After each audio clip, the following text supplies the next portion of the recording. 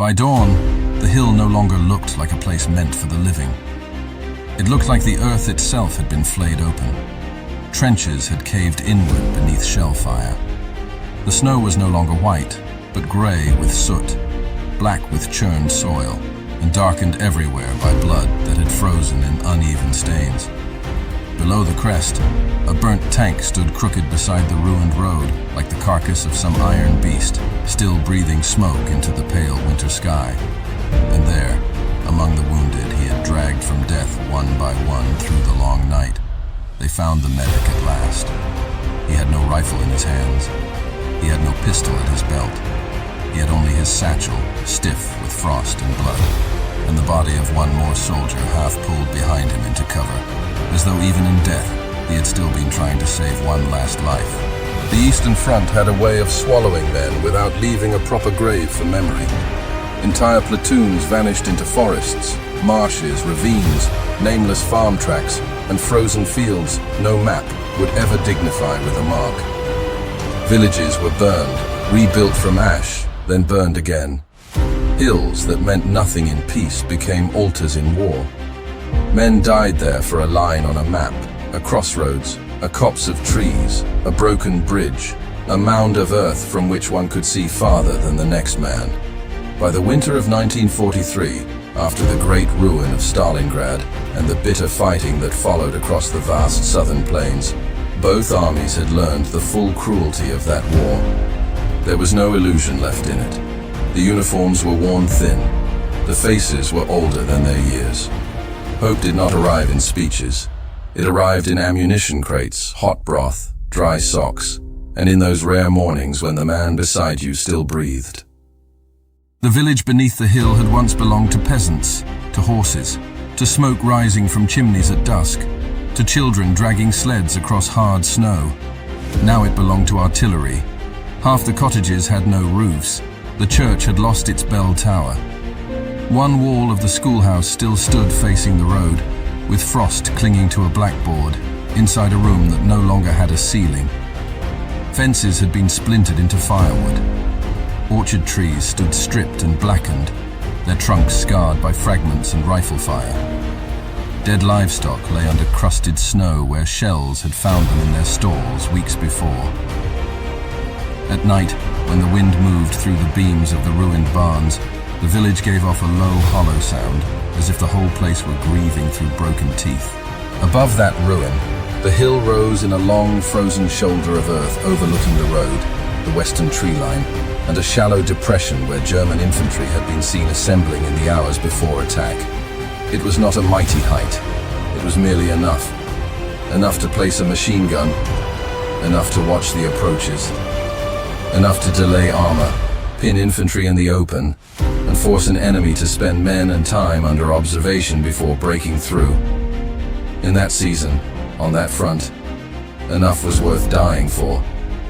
The Soviet company holding the hill had dug as best it could into frozen ground. Their trench line was shallow and crude, as many winter positions were that year.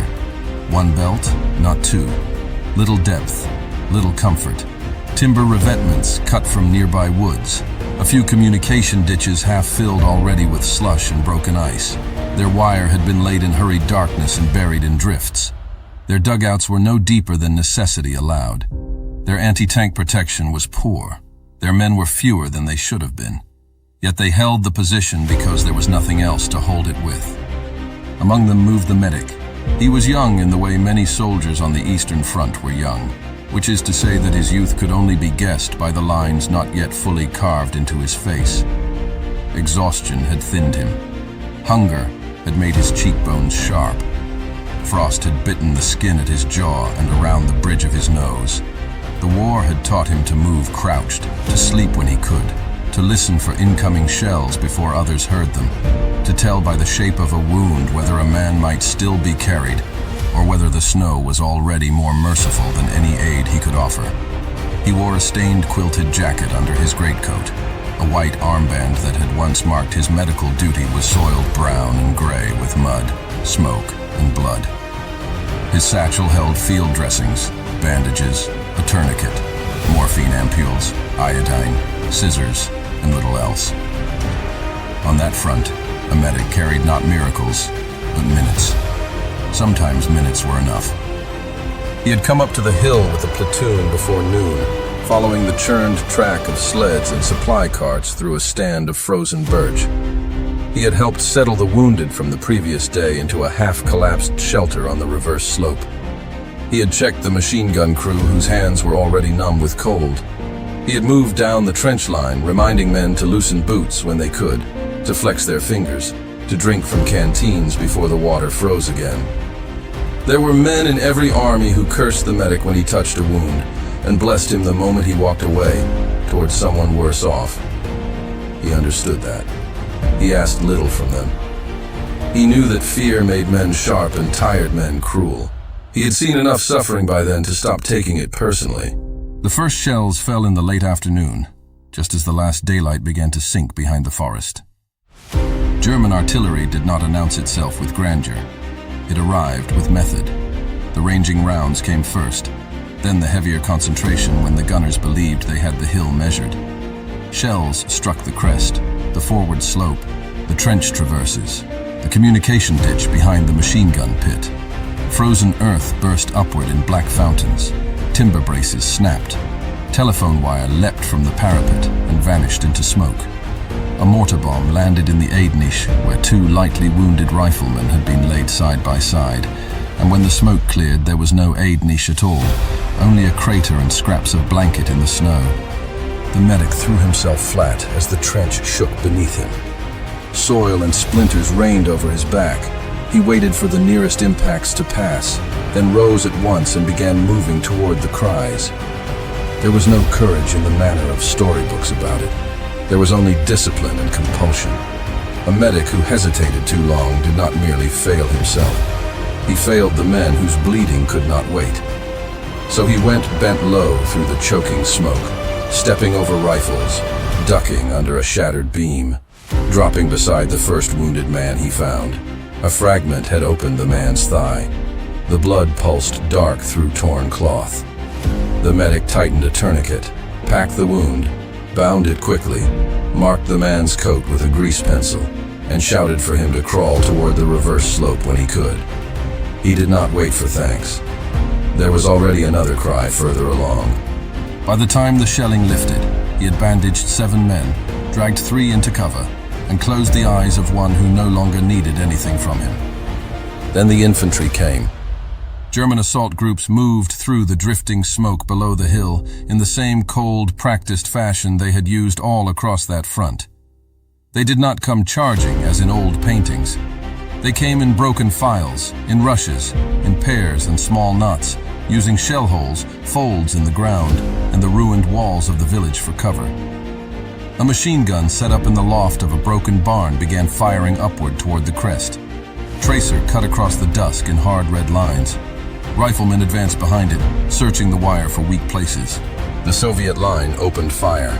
Muzzles flashed along the trench. A light machine gun beat out from the center, then another from the left. Grenades rolled down the forward slope and burst among the advancing shadows. Men shouted. Snow kicked up in the open. For a few minutes, the hill was all noise and smoke and flying dirt, and no one on it could see farther than 20 paces ahead. The medic worked in that confusion like a man moving through a burning house, guided less by sight than by instinct and the cries of the wounded. A rifleman with his cheek torn open, a machine gunner hit in the forearm, a boy from the rear section coughing blood and trying to insist he could still stand. The medic pressed dressings into hands when he lacked time to bind them himself. He dragged one wounded soldier by the shoulder straps to a traverse where the earth was thick enough to stop fragments. He rolled another into a shell scrape, because that shell scrape was the only shelter left within reach. He crawled when the gunfire grew too thick to run. Once he flattened himself over a wounded man as bullets passed inches above them, showering both with frozen soil from the trench wall. Darkness came early and hard. With daylight gone, the world narrowed to flashes. Flares rose now and then from somewhere beyond the village, whitening the snow and turning every blasted tree into the skeleton of a thing. In those brief bursts of cold light, the medic could see the hill as if in fragments of nightmare. A dead horse near the road, legs rigid in the air, a body hanging halfway over the wire, the black shape of the burned tank below. Men moving with the strange, jerking haste of those who know they are being watched. Then the flare would fade, and the night would swallow all forms again. The platoon was beginning to break apart. A section on the left had lost its sergeant and most of its ammunition. The communication trench to the rear was partly collapsed under shell fire. A runner sent downhill had not returned. The company commander on the reverse slope had been wounded early and taken farther back. Small groups still held their firing positions, but the line between them had become uncertain, and uncertainty on such a night was more dangerous than a direct assault. It allowed gaps to open. It let rumor replace command.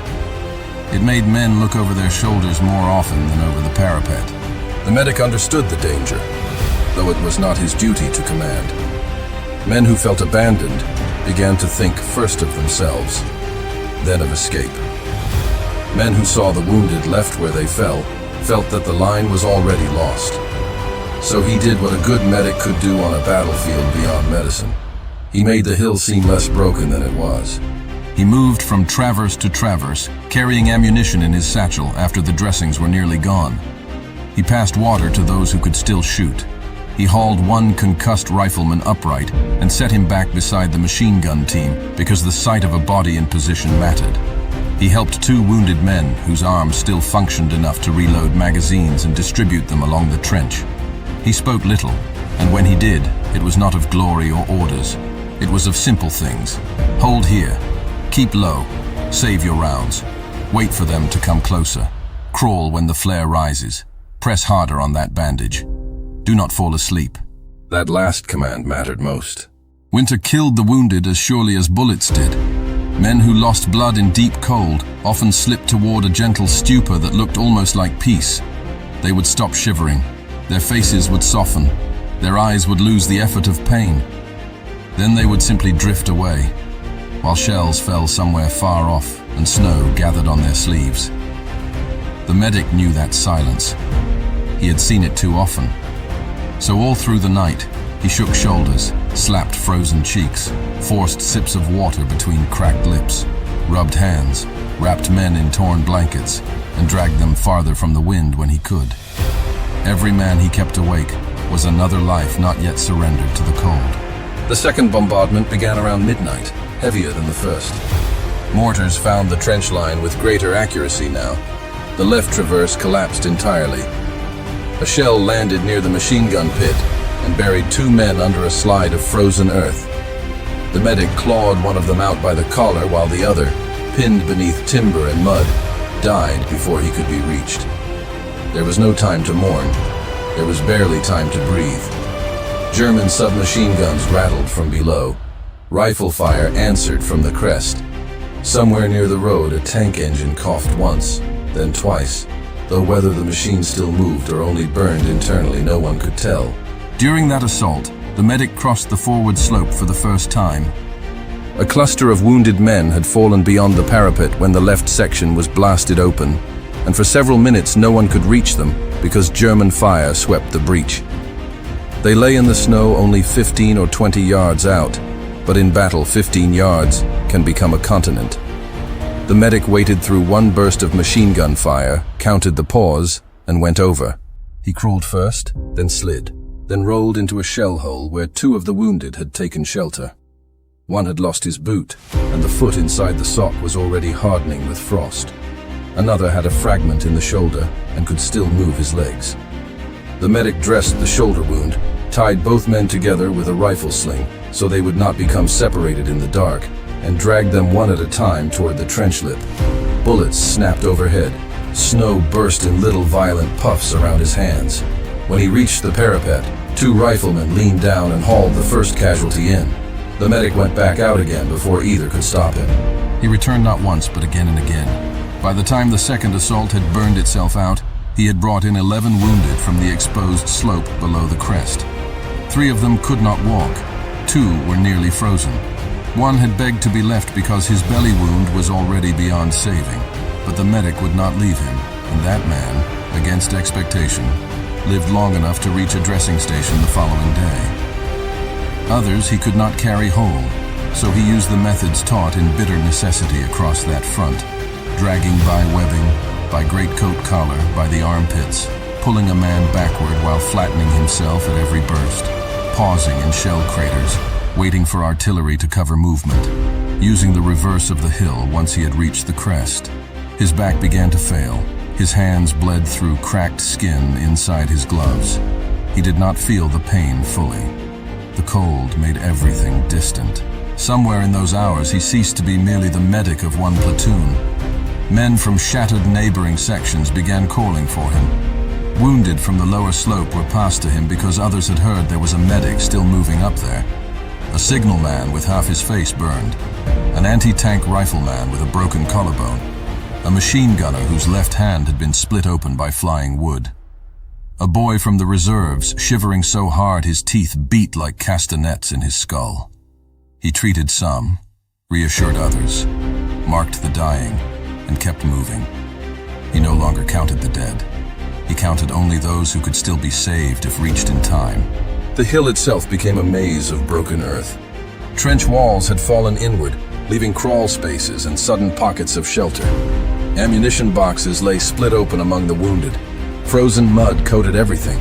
The snow, churned by boots and artillery, had turned to an ugly mixture of slush and dirt wherever men moved, while untouched drifts still gleamed pale under the moon between the craters, lending the whole landscape an unreal calm that mocked the suffering upon it. Beyond the village, the forest stood silent and black, while farther off toward the east, Soviet artillery answered fitfully, its flashes flickering on the horizon like distant summer lightning seen from another life. The medic began to hear things that were not there. This too was part of such nights. Exhaustion stripped away the certainty of the senses. More than once he turned at the sound of his own mother calling from some vanished doorway of childhood, only to find nothing but wind moving over splintered timber. Once he thought he heard church bells from the ruined village below, though the bell tower had been gone for months. Once, crouched beside a wounded soldier, he stared at the snow collecting on a dead man's sleeve and felt, with sudden terrifying force, that if he closed his eyes for only a moment, he would never rise again. So he bit the inside of his cheek until he tasted blood and forced himself onward. Sometime after 2 a.m, the Germans reached the wire in strength.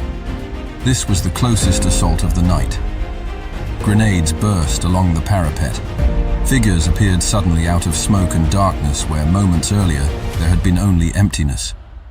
One section of the forward trench was entered and fought over hand to hand before surviving riflemen drove the attackers back with bayonets and entrenching tools. A machine gun on the right went silent when both its crew were hit. The Soviet defense bent inward toward the center, leaving the crest crowded with wounded and those few still able to fire. The medic should have gone to ground then. Any prudent man, even a brave one, would have sought shelter and waited for the living to decide the fate of the hill. But there were too many wounded exposed along the trench, and exposed men became dead men when grenades began falling.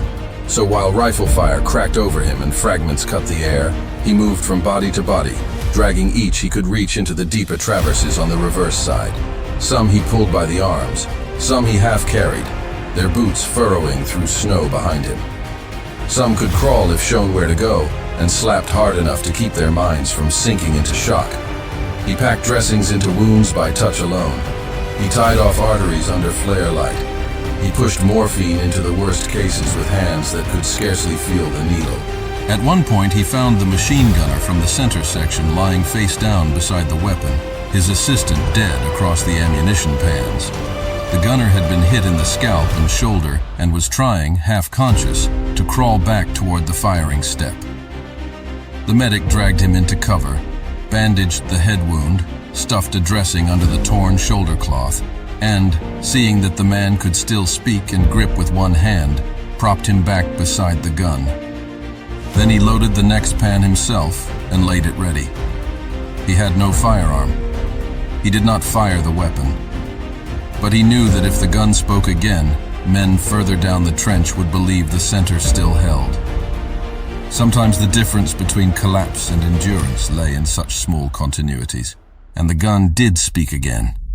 Not with the full strength it had earlier in the night, but enough.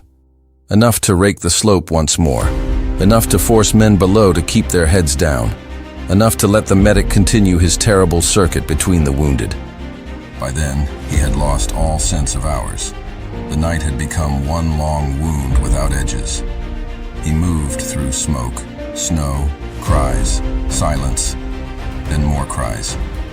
He found the same men twice and could not remember whether he had already bandaged them. He drank from a canteen and realized the water inside had frozen around the neck. He tore strips from a dead man's underclothes when his proper bandages ran out. He dragged a stretcher from the reverse slope, but the terrain was too broken to use it for long, so he took its straps and used them as improvised harness lines to pull the wounded over the snow. His breath came in painful white bursts. His boots were soaked to the ankle. His fingers had gone from numbness to a deep burning ache that warned of frostbite. Still he worked. By the final hour before dawn, 75 men had passed through his hands. Not all were carried the full distance by strength alone. That would have belonged to fable. Some he bandaged and sent crawling rearward. Some he dragged only as far as the lee of the hill where others could pull them farther down. Some he sheltered from the wind and bleeding until runners or riflemen between attacks could move them on. Some he revived from the edge of freezing and kept alive through the worst of the night. But 75 in all would later be counted among those who lived because he had reached them before darkness. Blood loss, shock, or cold finished the work of shell and bullet. Then came the last assault. It began with a bombardment so sudden and heavy that men thought for a moment the whole hill was being torn away from the earth. Shells struck from left to right in savage rhythm. The trench floor lifted underfoot. The remaining wire was blown open in two places. A dugout on the reverse slope collapsed with wounded still inside. The medic was thrown flat beside the mouth of that shelter and buried nearly to the waist in snow and soil. He dug himself free with frantic hands, coughing black earth, and immediately began clawing at the entrance. From inside came the muffled cries of trapped men. He had just pulled one casualty clear when the infantry attack followed close behind the shells. German soldiers came up through the smoke at a run, knowing the crest had been smashed and hoping to seize it before the defenders could recover. Soviet rifle fire answered in ragged bursts. The machine gun spoke once, then stopped forever. Grenades burst along the trench. Men shouted in Russian and German so close together that the night seemed too small to contain them both. The medic had a choice then, though only for an instant. He could save himself by crawling deeper down the reverse slope and vanishing into what remained of the rear line. No one would have called him a coward. He had no weapon.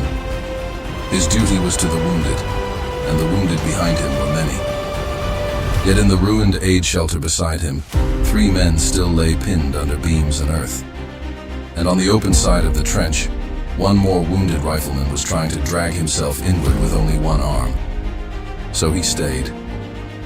He pulled the rifleman first, inch by inch, by the straps of his greatcoat, while bullets snapped through the smoke above them. He rolled him behind the traverse, pressed a dressing into the wound under the ribs, and turned back toward the collapsed shelter. The first trapped man he freed had both legs broken and was screaming from shock. The medic tied the stretcher straps around the man's chest and dragged him backward through the snow, slipping, rising, pulling again. The second man was half buried and already silent. The medic cleared his face, found breath still there, and worked with frantic strength to shift the beam crushing his shoulder. The third he could not reach fully because another shell burst nearby and collapsed the opening still more. The Germans were on the crest by then. Shapes moved through the smoke beyond the trench lip. Soviet defenders fought them at arm's length with rifles, bayonets, shovels, fists, anything still in hand. The medic, with no gun to lift, bent instead over the man he had just dragged clear and pulled him farther downslope toward the shallow depression where the wounded had been gathered through the night. He took one step, then another. Snow pulled at his boots. Blood from some wound of his own, unnoticed until then, ran warm beneath his coat. It may have been a fragment. It may have been a rifle bullet spent enough to enter but not to throw him down. Those who found him later could not say. They knew only that he kept going a little farther after he had been hit. far enough to reach the nearest shelter, far enough to drop to one knee without letting the wounded man slide back into the open, far enough to use the last of his strength to pull that man's shoulders behind the protection of the earth. And there he died. When Soviet reinforcements finally came over the rear slope at first light, they found the hill shattered, but still unconquered. The German assault had recoiled before dawn, driven back by the last stubborn fire of the defenders and the uncertainty of approaching daylight. The road below remained in Soviet hands. Smoke rose from the village in low, drifting veils. Dead men lay by the wire, in the trenches, on the slope, and among the collapsed shelters where the night had spent its fury. In the lee of the hill, huddled under blankets, coats, torn tarpaulins, and whatever timber could be found, lay scores of wounded still alive. Many of them asked for the medic before they asked for water. That was how the number was first understood. Men pointed with shaking hands. This one had been bandaged near the machine gun pit. That one had been dragged from the forward slope. Another had been pulled out of a buried traverse. Another had been woken again and again through the cold hours so he would not die in his sleep. Another had been tied off and marked for evacuation. Another had been hauled by a strap through shell craters while bullets struck the snow around them. As names were taken and wounds examined, as men were sent rearward to the dressing station, the count slowly emerged from the confusion of survival. 75 wounded men had lived through that night because one unarmed medic had refused to stop moving. He himself was found where the reverse slope began to dip toward shelter.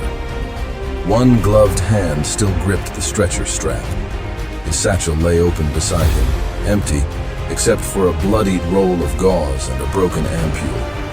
Snow had gathered on his shoulders and cap.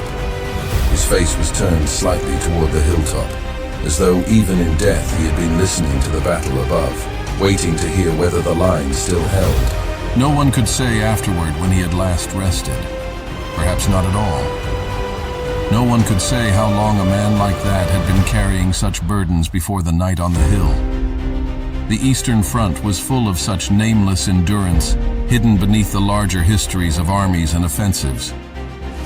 Yet sometimes one life illuminated the darkness around it. Sometimes one man, who carried no rifle and fired no shot, could shape the fate of a battlefield more surely than those who did. In war, there are deeds that conquer ground, and there are deeds that preserve the human soul upon it. The first are written in reports. The second live on in the mouths of the wounded who survive to remember. Long after the smoke blew off that ruined hill, long after the snow melted into spring mud, long after the village was lost, retaken, and lost again by men who never knew his face, the memory remained among those who had lain bleeding under that winter sky. They remembered the sound of boots returning when they had thought no one would come. They remembered hands that tightened bandages in the dark. They remembered being shaken awake when cold sleep was pulling at them.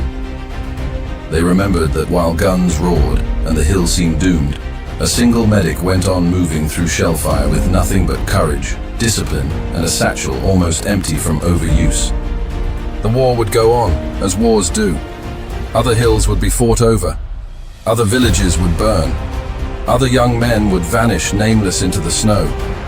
But for 75 who saw the dawn because he reached them in time, the shape of that night never faded.